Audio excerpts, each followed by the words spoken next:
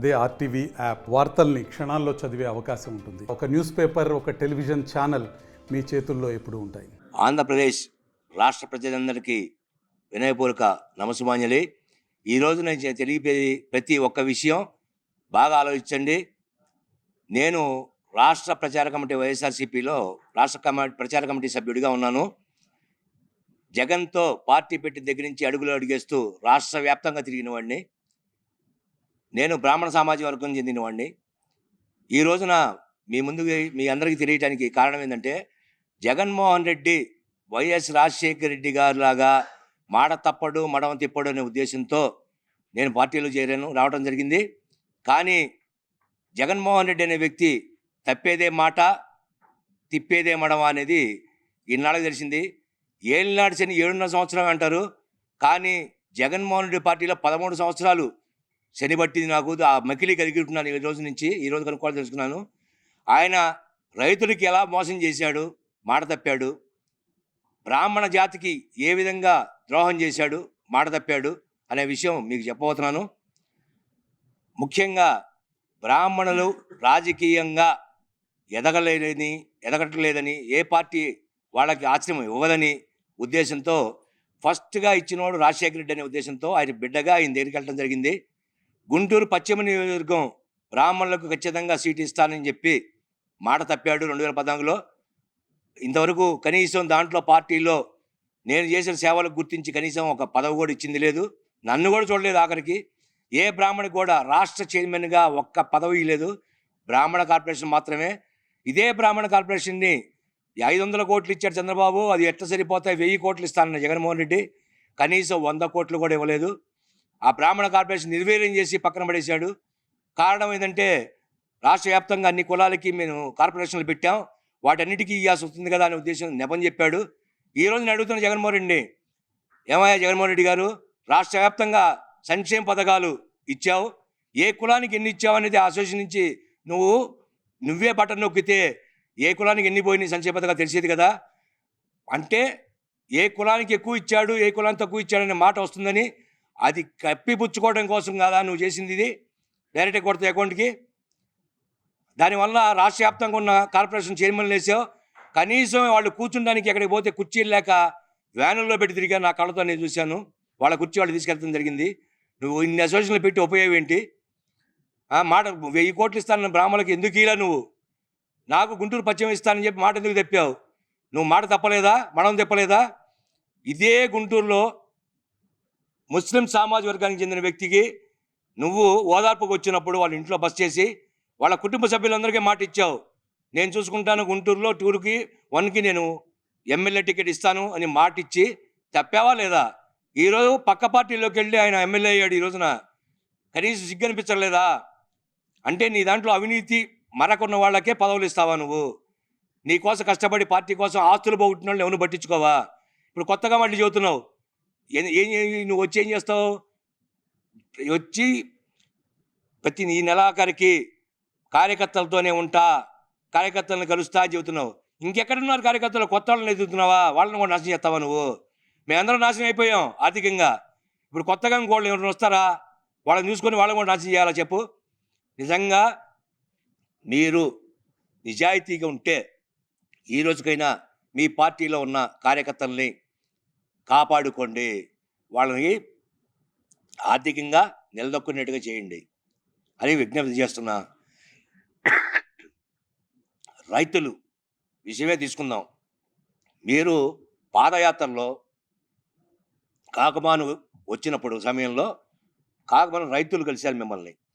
Guntur channel అనేది మాకు పెంచండి, నీళ్లు లేక ఇబ్బంది పడుతున్నాం, ఆ గుంటూరు ఛానల్ పెంచితే కనుక ఖచ్చితంగా మాకు ఉపయోగపడుతుంది, పర్చూరు దాకా పెంచండి అని అడిగారు. 50 కిలోమీటర్లు అది.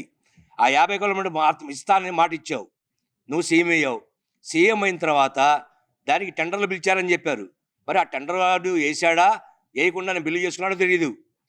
కానీ ఈరోజు నా వేలాది ఎకరాలు పంటకి నీరు లేక అట్లానే ఉన్నాయి. ఇది రైతులను మోసం చేయటం కాదా? నష్టపరచడం కాదా? మాట తప్పడం కాదా అని ప్రశ్నిస్తున్నా. దానికి జగన్మోహన్ రెడ్డి గారు సమాధానం చెప్పి తీరాలి. రైతుల తరఫున నేను అడుగుతున్నా, మీరు చెప్పండి సమాధానం. ఎందుకు చేయలేకపోయారు మీరు? రైతుల్ని ఇంకో విధంగా మోసం చేశాడు జగన్మోహన్ రెడ్డి గారు. జీడీసీసీ బ్యాంక్ భారీ స్కామ్ జరిగింది, 400 కోట్ల రూపాయలు అని చెప్పి నేను విన్నా మీడియా ద్వారా. అయితే రైతులకి సొసైటీల నుంచి ప్రతి నెల పంటకి క్రాప్ లోన్ పెట్టుకుంటారు. ఆ క్రాప్ లోన్లు రాలా. ఈ బ్యాంకు దోపిడీ వలన ఎంతో మంది రైతులు నష్టపోయారు. క్రాప్ లోన్ రాక, డబ్బులు దొరక్క, తాకట్టు పెట్టి పొలాలు వేయలేక చాలా ఇబ్బంది పడ్డారు. నీ గవర్నమెంట్లో జరిగింది ఇది. నువ్వెందుకు యాక్షన్ తీసుకోవాలా? ఒక సొసైటీలో 2 అధికారులను సస్పెండ్ చేసావు కేవలం. అసలైన దోషులు ఎందుకు పట్టుకోవాలా? దాని పాత్రధారులు ఎవరు, సూత్రధారులు ఎవరు? వాళ్ళందరూ నీకు బయటికి రాలా. ఈ రోజున లోకేష్ గారిని నేను అడుగుతున్నా, మీ రెడ్ బుక్లో ఇది రాసుకోలేదా అని. దయచేసి రైతుల పక్షాన్ని నేను కోరుతున్నా లోకేష్ బాబు గారిని, మీరు దీంట్లో ఉన్న పాత్రధార సూత్రాన్ని బయటికి తీసి నార తీసి లోపల నెట్టండి. ఇంకొకసారి ఇంకో రైతు నష్టపోకుండా ఉంటాడు అని విజ్ఞప్తి చేస్తున్నాను. ఇంకోటి, మిర్చి యార్డ్ దహనం జరిగి దాదాపు 18 సంవత్సరాలు 20 సంవత్సరాలుగా వస్తుంది. 2009లోనో 2008 జరిగింది. మీ తండ్రి హయాంలో కాదా జరిగింది? ఎంతో బాధపడ్డారు రాజశేఖర రెడ్డి గారు, రైతులు నష్టపోయారని. మిర్చి రైతులు దాని మీద ఎంక్వైరీ చేశారు. ఈ రోజు వరకు ఆ ఎంక్వైరీ అయిందో తెలియదు, అవి ఏమైందో తెలియదు, దాంట్లో పాత్రధారులు ఎవరో తెలియదు. ఎందుకు ఇంతవరకు దాన్ని కేసులు బయట పెట్టలేదు? సిబిఐ ఎంక్వైరీ అన్నారు, సిఐడి ఎంక్వైరీ అన్నారు. అది నిజంగానే దహనమైందా లేదా ఎవరైనా తగలబెట్టారా అనే విషయం ప్రజానీకానికి, రైతులకి తెలియకుండా ఇన్నాళ్ళు ఎందుకు ఆపగలిగారు? మీ గవర్నమెంట్ వచ్చిందిగా, మీ నాన్నగారి టైంలోనేగా, నువ్వు ఎందుకు చేయలేకపోయావని అడుగుతున్నా. అది చేస్తే రైతులు ఆదుకునేవాడిగా, నువ్వు ఎందుకు ఆదుకోవాలా? ఈ రోజుకైనా ఆ మిర్చి యార్డ్ దహనం వెనుక కుట్ర, దాగున్న కుట్రని బయట పెట్టండి, ప్రజానీకానికి తెలియాలా. ఏషియాలోనే అతి పెద్దదైంది ఆ మిర్చి యార్డు. అలాంటి మిర్చి యార్డు జరిగినా కూడా, ఇన్నేళ్ళైనా కూడా పట్టించుకోవడానికి కారణం ఏంటి? దాంట్లో ఎంతమందికి ఎంత ముట్టినాయి, ఏ అధికారులు ఏం చేశారు, ఎందుకు మభ్య పెడుతున్నారు ప్రజానీకానికి? బయట ఎందుకు పెడతారా? ఈరోజు బయట పెట్టాలని చెప్పి కోరుతున్నా. లోకేష్ బాబు గారు, దీని మీద పూర్తి స్థాయి ఎంక్వైరీ ఏసీ ఆ గతంలో జరిగిన ఎంక్వైరీలు ఏమైనాయి అనేది ప్రజానీయంగా తెలియజేయండి. రైతులకు అండగా నుంచోవాల్సిన బాధ్యత మీకుంది. రాబోయే తరంలో ఆ సీఎం పెట్టిన పార్టీ అధినేతగా ఎదగాల్సిన వాళ్ళు మీరు. రైతుల పక్షాన్ని నుంచోండి విజ్ఞప్తి చేస్తున్నా. ఇన్ని ఏళ్ళు నడిచిని బట్టినా వదులుతాడు కానీ జగన్ వదలడు. కార్యకర్తలారా, 13 ఏళ్ళు నేను అనుభవించా, ఎన్నో ఆశలు ఒలిపోయా.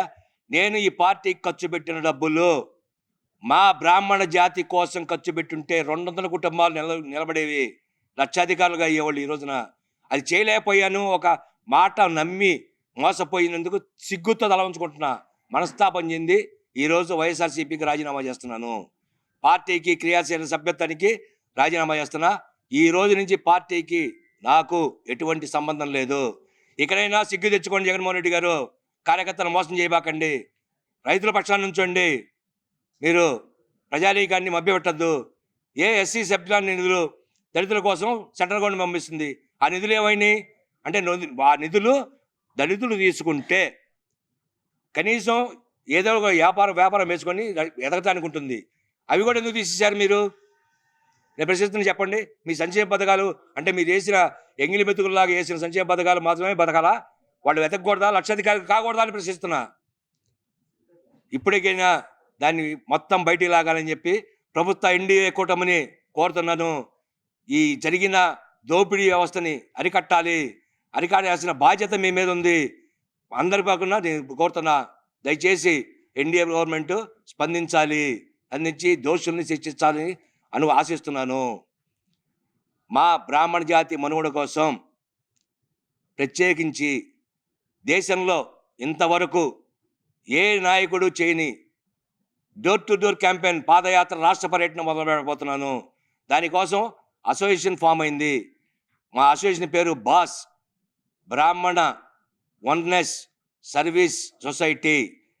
ఈ సొసైటీ ద్వారా ప్రతి ఒక్క కుటుంబం ఇంటికి వస్తున్న ఫిబ్రవరి 2వ తారీఖు విజయనగరం నుంచి యాత్ర స్టార్ట్ అవుతుంది. ప్రతి గ్రామంలో ఉన్న ఒక ఇల్లు కూడా వదిలిపెట్టం. మా బ్రాహ్మణ జాతి మనుగడ కోసం, బతకడం కోసం, వాళ్ళని ఆదుకోవడం కోసం, అండగా నిలవడం కోసం మీ ముందుకు వస్తున్నా. బ్రాహ్మణ ఉత్తములారా, ధైర్యంగా ఉండండి. ఎటువంటి సమస్య అయినా నేను మీకు అండగా నుంచుంటా. మీ ఇంటికి వస్తా, మీ బాధలు వింటా. ఇంతవరకు ఎవరు చేయలా. జాగృతి యాత్ర ఖచ్చితంగా బ్రాహ్మణ జాగృతి యాత్ర మొదలు పెడుతున్నా. ఫిబ్రవరి 2వ తారీఖు ముహూర్తం. ఫిబ్రవరి 2వ తారీఖు 9:56 విజయనగరంలో స్టార్ట్ అవుతుంది యాత్ర. చివరగా కర్నూలులో ముగిస్తాం. ఈ లోపల వచ్చిన వాళ్ళకి ఏ సమస్య వచ్చినా ఆర్థికంగా కానీ రోడ్డు మీద ఇబ్బంది పడుతూ తిండికి కూడా అలవాటిచ్చే బ్రాహ్మణుని కూడా ఉండకూడదు. వాళ్ళకి పూర్తి స్థాయి మేము ఉంటాం. ఏ సమస్య అడ్డంగా నుంచి ఉంటుంది అసోసియేషను. ఇది ఏ రాజకీయ పార్టీకి సంబంధం లేదు అసోసియేషను. నేను ఈ రోజున రాజీనామా చేసి ఈ అసోసియేషన్ స్థాపించడం జరిగింది. దీంట్లో మీకు తోడుగా ఉంటా. మొత్తం రాష్ట్ర వ్యాప్తంగా ఉన్న ప్రతి ఒక్కరిని కలుస్తా, మీ సమస్య వింటా, దాని మీద పోరాటానికి సిద్ధం ఎవరి మీదైనా అని మీకు వినవించుకుంటున్నా. దయచేసి బ్రాహ్మణ సోదరులందరూ సమైక్యంగా నా యాత్రలో భాగస్వాములై ప్రతి జిల్లాలో అడుగు వేసి మన జాతిని కాపాడుకుందాం ఇందుగా కోరుతున్నాను. బ్రాహ్మణ జాతికి ఎటువంటి మనవడ ఇవ్వరని నా ఉద్దేశం. ఎందుకంటే 13 సంవత్సరాలు అనుభవించున్నా. లక్షలాది రూపాయలు పోగొట్టుకుని ఉంటా, లక్షలేంది చాలా పోగొట్టుకుని ఉంటా. నా ఆస్తులమ్మి పెట్టుంటా పార్టీకి. కేవలం గుంటూరు పశ్చిమం జగన్మోహన్ రెడ్డి ఇస్తాడు అని మాట ఇచ్చాడని రాజశేఖర రెడ్డి బిడ్డ మాట తప్పడనుకున్నా. కానీ తప్పేదే మాట, తిప్పేదే మనవా. ఇక తదిమా రాజకీయ పార్టీలో ఈ రోజున ఎన్డీఏ కూటమి ఇస్తుంది. 3 చైర్మన్లు ఇచ్చారు. ముందు ఎట్లా ఉంటుందో చూద్దాం. నేను వెళ్ళను రాజకీయంలోకి. నేను బ్రాహ్మణ జాతి కోసమే ఉంటా. నా కులం నుంచి ఎవరికి ఇచ్చినా వాళ్ళకి సపోర్ట్గా మేము గెలిపించుకుంటాం. ఏ సీట్లు ఇచ్చినా మాకు అండగా ఏ పార్టీ అయితే నుంచుంటుందో మా అసోసియేషన్ వాళ్ళకల్లి ఖచ్చితంగా చూస్తుంది. మమ్మల్ని బ్రాహ్మణ జాతిని కాపాడేవాడికి ఎవరికైనా మేము సపోర్ట్గా ఉంటాం. నేను మాత్రం కులం కోసం, మా జాతి బతకడం కోసం, మనుగడ కోసమే ఈ యాత్ర మొదలు పెడుతున్నా. దానివల్ల బ్రాహ్మణుల్లో అతి సన్నిహితంగా జగన్మోహన్ రెడ్డికి ఉన్నవాడిని నేను. ఈ లాస్ట్ టైం చెప్పడానికి కారణం ఏంటంటే ఈ విషయం జగన్కి తెలిసి మారతాడేమో అని వేసేసా. కానీ ఆచార్య వ్యక్తికి పదవి లేదు. కానీ ఈరోజు నేను అడుగుతున్నా, నిజంగా నీకుంటే గుంటూరు ఇన్ఛార్జిగా బ్రాహ్మణుడికి ఎందుకు ఇలా అంటే బ్రాహ్మణ జాతి నీకు సేవ చేయడం కోసమే ఉన్నతమైన పదవులు ఇచ్చే ఉద్దేశం జగన్మోహన్ రెడ్డికి లేదు అని డిసైడ్ అయ్యా నేను.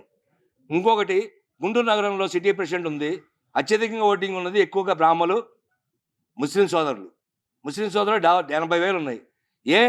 ఒక బ్రాహ్మణుకో ఓ ముస్లిం సోదరులకో సిటీ అధ్యక్షుడు ఎందుకు ఇట్లా ఇంతవరకు ఎవరైనా ఇచ్చారా అని అడుగుతున్నా. సిటీ అధ్యక్షుడిగా ఇట్లాంటి రాజకీయాలు నాకు అవసరమా అనే ఉద్దేశంతో రాజకీయంగా స్వస్తి చెప్పి నా కులాన్ని నేను కాపాడుకుందాం అనే ఉద్దేశంతో ముందుకు వస్తున్నాను. మరిన్ని వీడియోస్ కోసం ఛానల్ ని సబ్స్క్రైబ్ చేయండి. లేటెస్ట్ అప్డేట్స్ కోసం వాట్సాప్ ఛానల్ ని ఫాలో అవ్వండి. ఆ లింక్ డిస్క్రిప్షన్ లో ఉంది.